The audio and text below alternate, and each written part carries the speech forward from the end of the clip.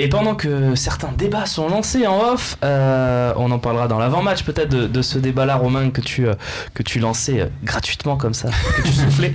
On va parler du duel avec Lyon parce que Lyon et l'Olympique de Marseille se tirent la bourre depuis le début de saison. On va regarder le classement, le calendrier, on va faire le point et après on vous entendra messieurs sur ce dossier.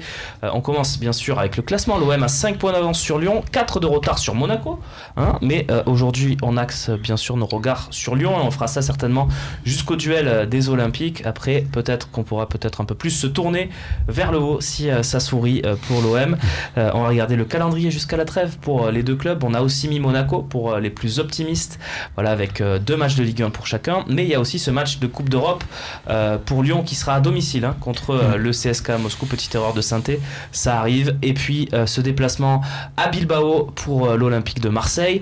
Voilà messieurs, vous avez toutes les données. On va juste vous proposer le tableau avec les 6 prochains matchs de Ligue 1 pour avoir un aperçu plus global, voilà, si ça peut vous aider dans votre argumentaire. Tiens, Karim Attab, je me tourne vers toi.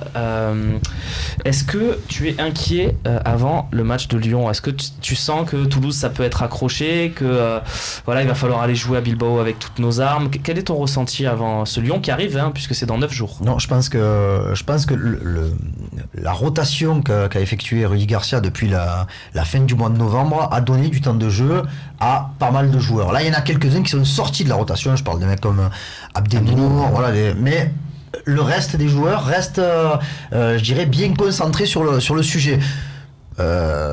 Toulouse, je pense pas que ce soit un match insurmontable, franchement, même si ça va pas être facile, parce qu'on se souvient du fameux 3-3 de Toulouse contre Monaco. Après, quand je regarde le calendrier de Lyon, sur le papier, si tu lèves le match contre l'OM, il me semble extrêmement facile. Sauf que bon, les mecs, ils ont pas gagné un match depuis 1987.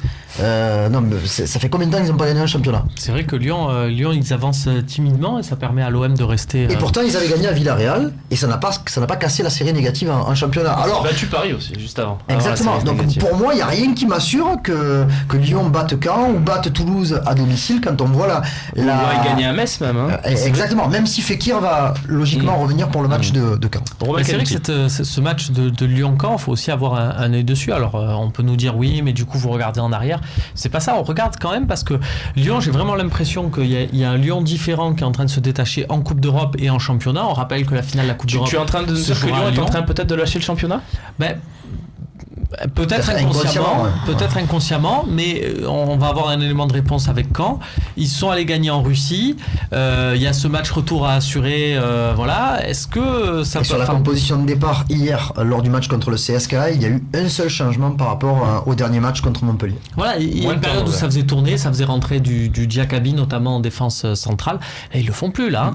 Donc on va voir. Fabrice inquiet rapidement parce qu'il faut qu'on avance, on va pas faire un petit peu inquiet. Et je vais dire.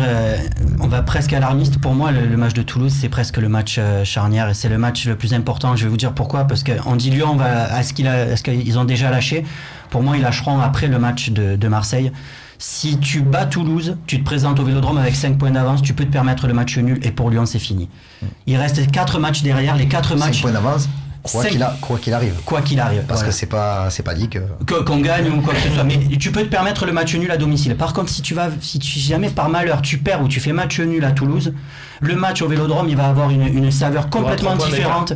Et là, ils peuvent en vouloir jusqu'au bout, peut-être, Lyon. Karim, on regarde vers le haut ou vers le bas? Parce qu'il y a Monaco à 4 points. Toi, tu es plus dans les optimistes ou les pessimistes? Non, moi, je suis optimiste. Si on m'avait dit il y a quelques semaines, tu serais dans cette position, je signais des 2 mains et des 2 pieds. À un moment donné, faut pas se faire peur soi-même. À jouer à se faire peur, tu rentres tétanisé. Donc, Toulouse, c'est pas le match de l'année pour moi. C'est un match important qu'on doit aborder pour garder cette avance. Le match, c'est contre Lyon au Vélodrome qu'il faudra être présent. C'est là qu'il faudra affirmer qu'on est devant et qu'on doit y rester. Si on fait une contre-performance à Toulouse ou qu'on gagne à Bilbao, qu'on se qualifie à Bilbao et qu'on bat Lyon dimanche, je veux dire, excuse-moi, mais attends, la série, on l'aura gérée. Voilà. Ah mais si on va en quart, donc ne nous mettons pas la pression sur Toulouse. On est à égalité après le OM Lyon. Non, on a battu. Non, mais moi je vous dis, c'est ça que j'ai peur. Mais toi, on a compris. Toi, tu considères aller en quart, pour moi c'est bien, mais ça me sert à rien par rapport à Lyon. Aller en quart et rendre pour clôturer la séquence, toi tu considères que si on fait une mauvaise performance à Toulouse, obligatoirement on reçoit Lyon avec une pression monumentale. Mais pourquoi la pression elle n'est pas chez eux? Ils viennent au Vélodrome. Je pense qu'elle est chez nous parce que contre les gros, on a justement, arrêtons avec ça. Pas gagner. La pression, elle est chez eux, ils viennent au Vélodrome, on est devant. Voilà, ça c'est. Il faut gagner dans le tunnel. Ça c'est le Karim Zeribi qu'on aime. Je sais pas si c'est le très bon Karim Zeribi, on l'adore. On passe tout de suite à l'avant-match. On va voir la compo de Toulouse et juste après il y aura les questions-réponses. Allez-y, hein. Facebook, Twitter, le forum, vous en avez l'habitude. #LiveTalk. Posez-nous vos questions. Dans 5 minutes, c'est les questions-réponses.